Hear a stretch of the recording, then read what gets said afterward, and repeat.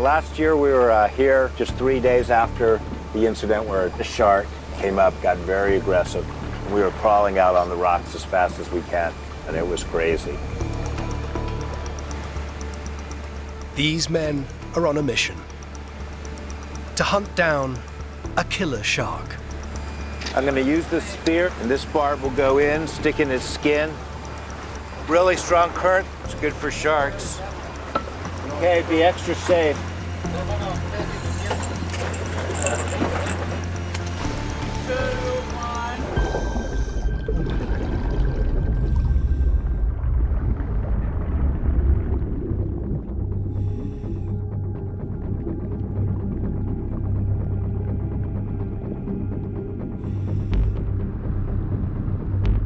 The target is this 4.5-meter tiger shark. Recognizable by its ragged fin, this shark has a notorious and terrifying history. This animal in particular has been showing aggressive behavior to divers. There was an attack on a diver just about a year ago. The diver lost so much blood, she later died of her injuries.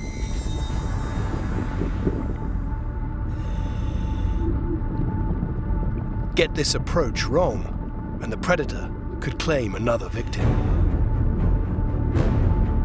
You know, your adrenaline's going and you're not really thinking about anything but getting the spear point right in the right place. As the shark circles, now is the moment to strike.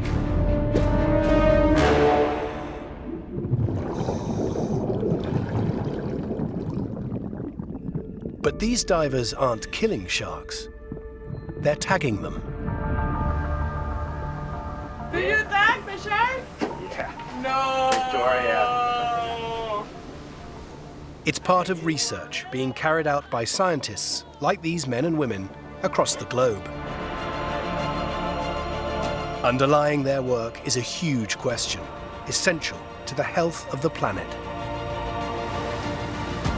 What's the best way to protect the ocean against the devastation being inflicted by humanity?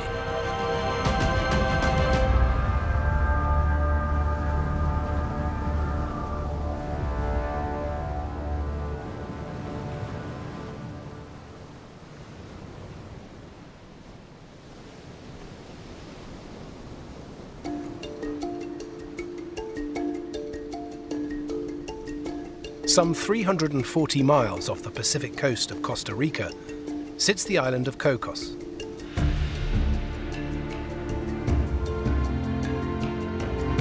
One of the world's most stunning marine protected areas. All fishing is banned here, and the pristine waters are famous for their astonishing variety of marine life.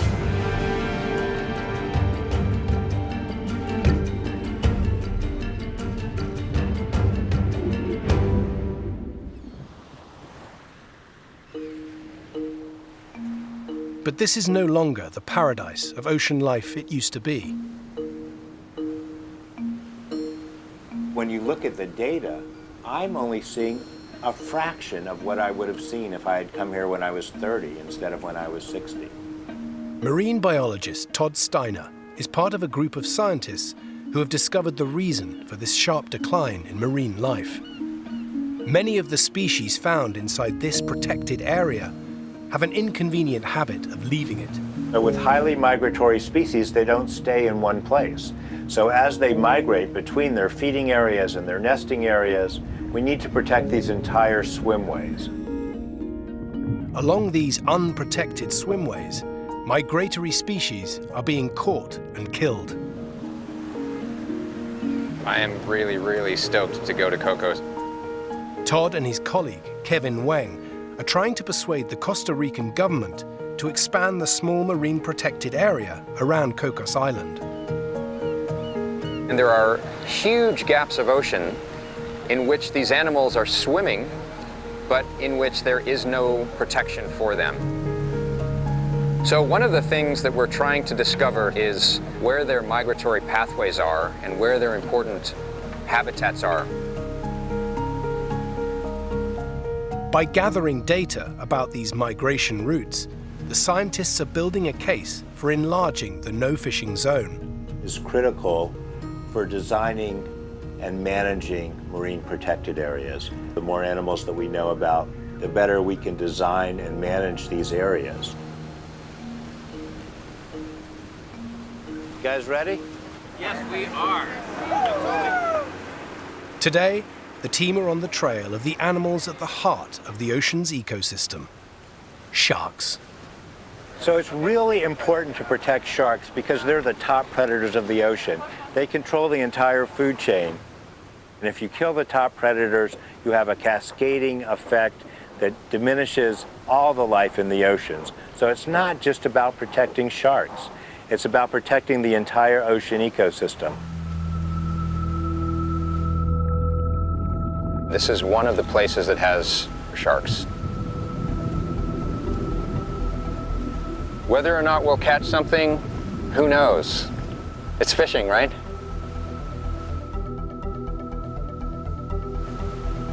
We have 4 tags. These tags are acoustic tracking devices.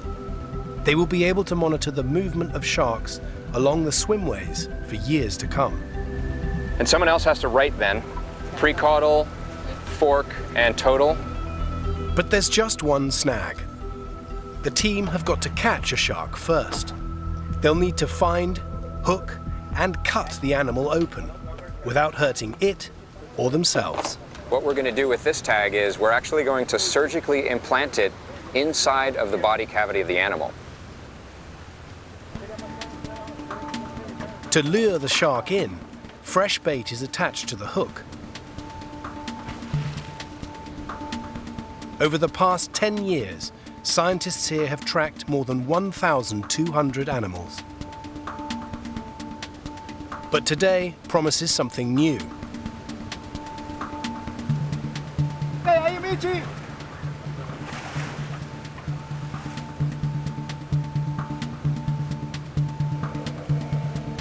For the first time, a silver-tip shark could be tagged in these waters.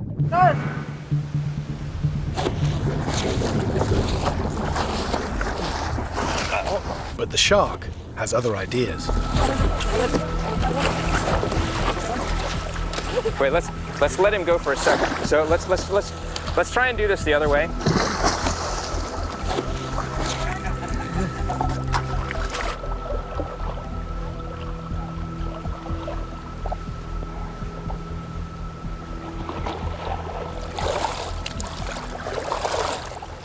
I've just made an incision and I've put in the acoustic tag, and we're just stitching this animal up.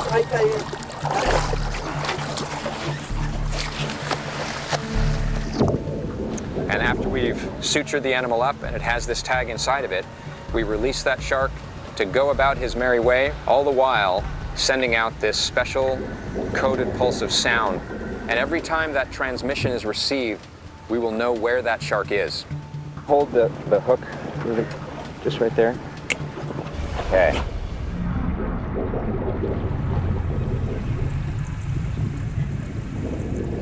Woo! Thank you for remembering to take off this. I forgot. Yeah. Woo! So that was really good. We tagged a silver-tip shark. First time that species has been tagged. You know, we're starting to have the beginnings of a study for this species, but that's really, really important.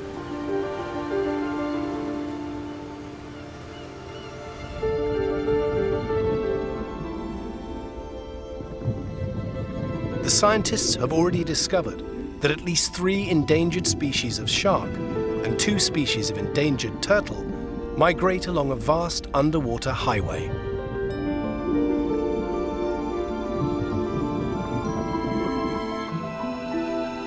It stretches from the protected area around Cocos Island to the protected waters around the Galapagos Islands, over 400 miles away.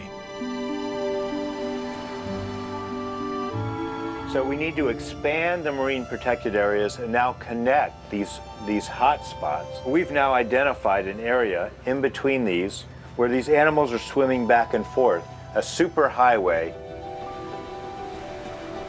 Todd hopes that turning most, if not all, of this giant swimway into a no-fishing zone will be a blueprint that is copied across the world. But he and his fellow scientists have got their work cut out. Over the past 20 years, they've recorded declining shark populations, as much as 90% in one species around Cocos Island. It's part of a wider global trend that sees an estimated 100 million sharks killed each year, mainly because of high demand for shark fins in Asia.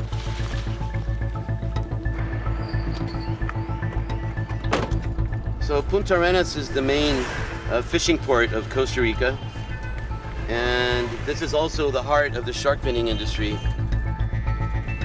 Randall Aroz is the man determined to turn scientific research into practical change here. He's devoted his life to lobbying the Costa Rican government to protect the swimway between Cocos Island and the Galapagos Islands. And he wants shark fishing to be outlawed. So look, they're landing some sharks right here. How lucky. That's all sharks right there. Yeah, those are all silky sharks, but from what I can tell, this is an endangered species.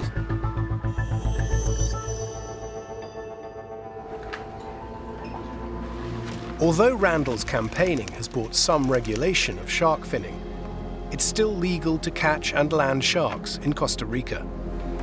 All right. Constant legal battles with the government and fishing lobby have made him a public enemy for many here. This is a cat and a mouse game. As soon as we have a policy change, we have the fishermen in the Costa Rican Fisheries Department finding a loophole or contending what we're doing. You know, so we close the door, they come in through the back door, we close the back door, they come in through the kitchen. So our victories never last very long. They recognize me. Hey, they got sharks, look at that. Shark tails, they're showing us shark tails. Look, shark bodies. Yeah, there you go, look, look. Acerquémonos, acerquémonos. I told you, they recognize me easy.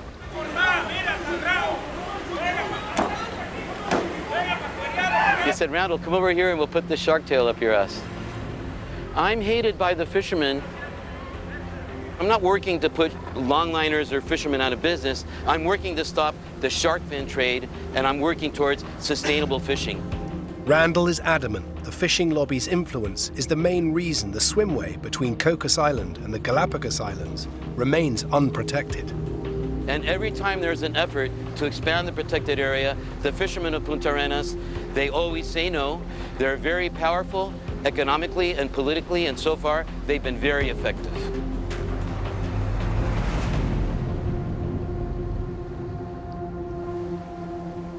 But many fishermen here don't buy the line that the Costa Rican government is in their pocket.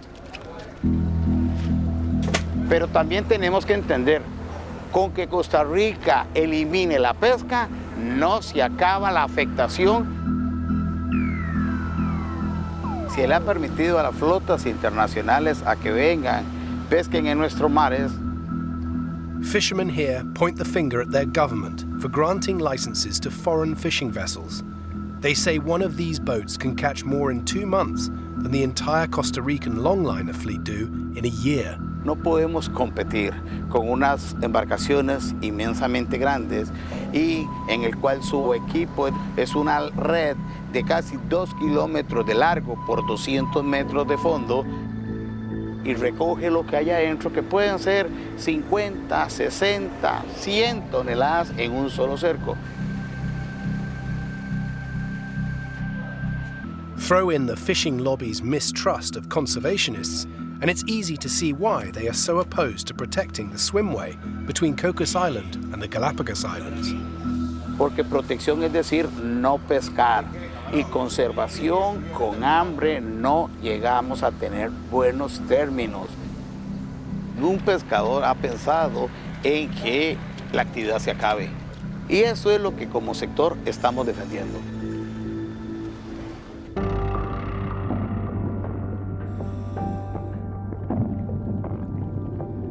There's another obstacle to making the swimway a protected area.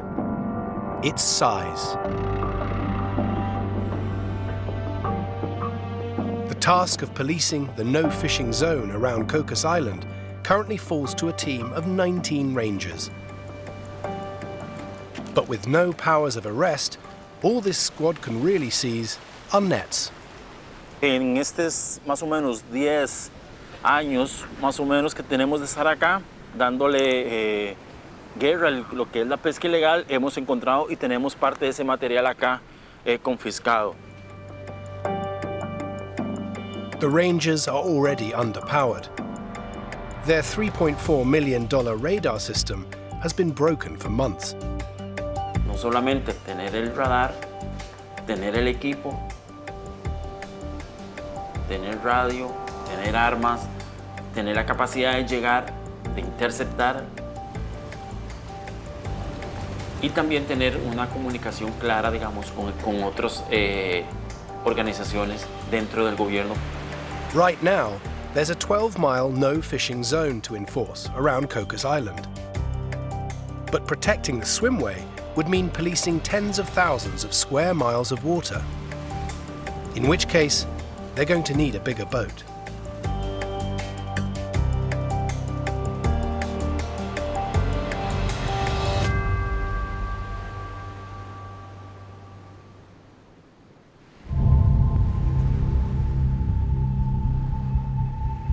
Any attempt to conserve areas of the ocean properly brings a host of challenges, not least when it comes to protecting the ocean from its greatest threat: climate change.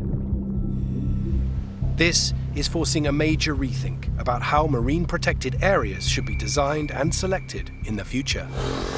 Well, we're at the end of the world and now we're going off the grid.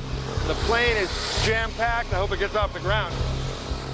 Dr. Greg Stone is one of the leading scientists in this field, and he's taking a team to one of the most remote corners of the globe as part of his latest research. It really is one of the last places that it's hard to get to. Beautiful. Look at that. Hello, Canton. This is Canton Lagoon. We are in the heart of the Pacific Ocean. To get here, we had to fly to the furthest commercial destination that I'm aware of in the Pacific. And then from there, we chartered a plane to take us another 400 or 500 miles to here, Canton Island. Our closest human neighbors, well, they're up in the space station. Canton Island is part of the nation of Kiribati, right in the middle of the Pacific, 2,000 miles from Hawaii. It's at the center of the Phoenix Islands protected area. The size of California, this is one of the largest marine conservation parks in the world, renowned for its rich variety of marine life. And now we are surrounded by coral reefs, we're surrounded by vast tuna herds, we're surrounded by whales and dolphins. All right, you guys have masks and weight belts, all that. It's all about air. Greg helped set up this marine protected area with the Kiribati government. Boom, boom, boom, boom. It's like Spartacus, faster. He and his team have traveled all the way out here because it is one of the best places on Earth to investigate the effects of climate change on the ocean. You know, there are so many threats that the ocean faces from humanity, overfishing, pollution, and climate change. But here in the Phoenix Islands protected area, we are so far from all the other threats from humanity that all the reef is experiencing is climate change, which makes it such a great laboratory for understanding this. And this is a critical moment. According to the latest satellite data, an El Niño may be forming, a natural event which temporarily warms local water temperatures, providing a glimpse into the future effects of climate change for the region. Ooh, there's a nice piece of coral right here. I like that. Kind of shallow. Yeah, we'll go in around here. The scientists plan to record how the coral reefs here cope with a spike in temperature. They hope to find out how resilient these reefs might be to warming waters. The destruction of coral reefs as a result of climate change is disastrous for the ocean's ecosystem. So this is high-stakes research. Let's get suited up, guys. Yeah, this looks pretty good. I guess we'll probably drop in right at the bow. Okay. It looks to me like the coral's in pretty good shape now, so we're in a good moment to get these instruments in the water. The plan is to install around 10 thermometers on the lagoon floor. What we've got here is a long-term underwater temperature recorder that will record the sea temperature every 30 seconds for the next year or two. And we're going to fasten it to the reef, and these are buoys to help us find it a year or two from now. And this will enable us to understand the temperature changes.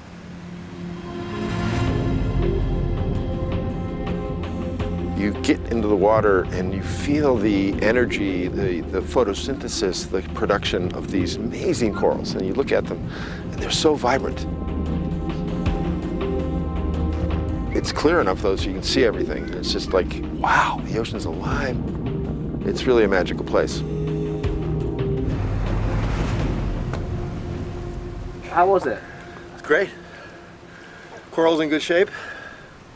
Found a nice spot for the logger. I'm happy with that.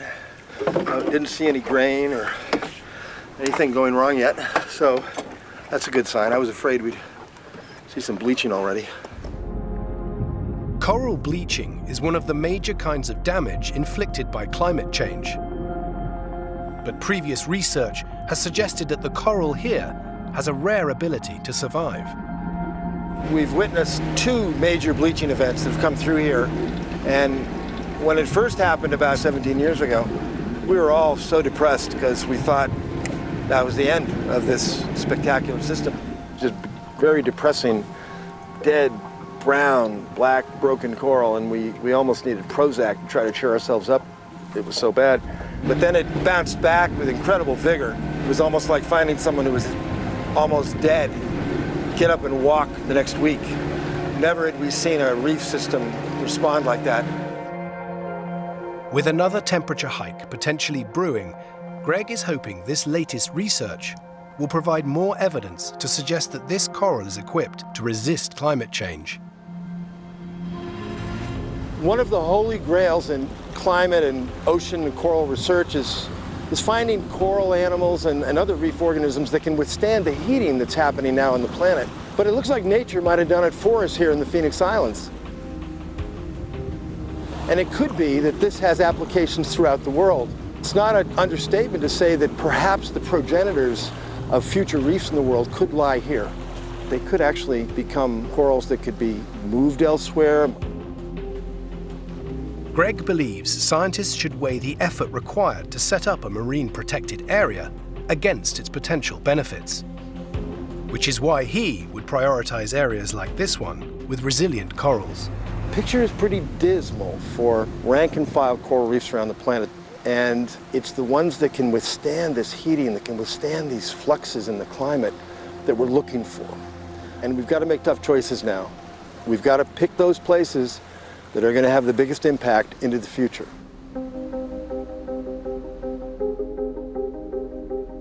The worldwide search for those places, and for the most effective way to use them, is leading to some unlikely destinations. In the rather less tropical waters of West Wales, the question is being asked, can marine protected areas be designed not only to survive climate change, but also to help fight it? Marine scientist Dr. Richard Unsworth is hoping to prove the answer is yes. So this is incredibly simple. All these are small Hessian bags, and we fill them with sediment from out there. In these protected waters, he is planting one of the ocean's less glamorous organisms, seagrass.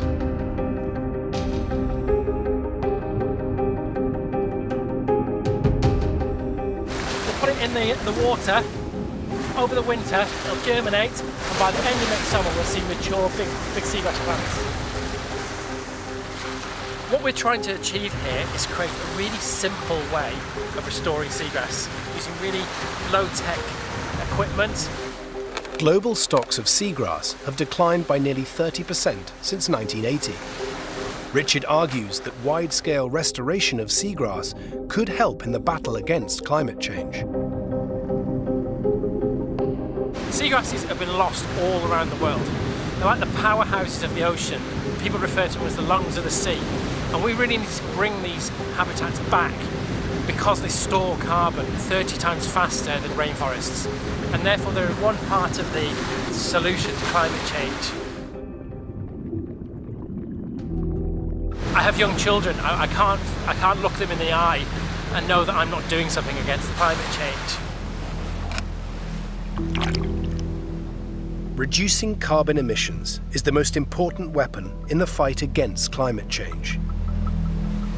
But progress has been slow, and Richard's work with seagrass is just one of several novel solutions scientists are exploring to save the ocean from global warming. Marine protected areas currently make up only 3.6% of the ocean. It's science that will drive efforts to add to and expand those areas, to select them, to conserve the rich and diverse life within them, and to adapt them to deal with the specific and urgent challenges each faces. Think of the ocean as a very sick relative. Going into your relative's bedroom and tucking them in and giving them a hot cup of tea, it'll help. But the situation is so serious, you need to hire a doctor. We need the best science and we need the best minds. Couldn't be more urgent, and it couldn't be a better time for everyone to step forward.